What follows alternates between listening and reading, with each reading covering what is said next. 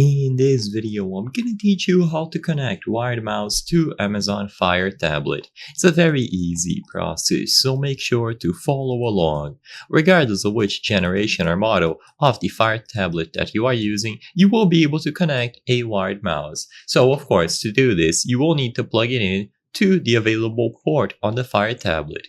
What I recommend is that you try plugging it in directly using the USB cable provided with the mouse and see if it works. Usually this will be a USB-C port on the Fire tablet.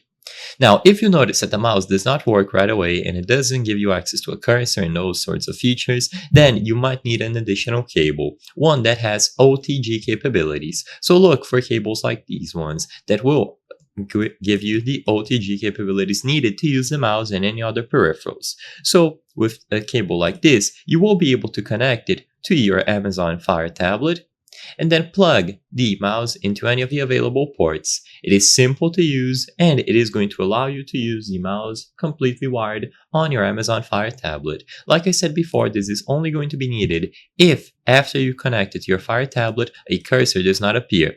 Then in that case, you will need a cable with OTG capabilities and you can purchase the one that I recommended here.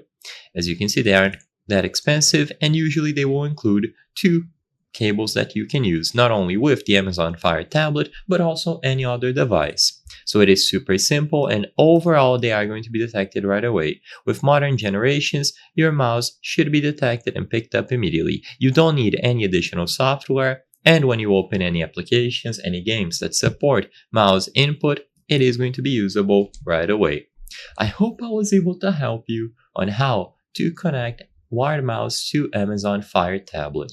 If this video helped you, please be sure to leave a like and subscribe for more very easy tips. Thank you for watching.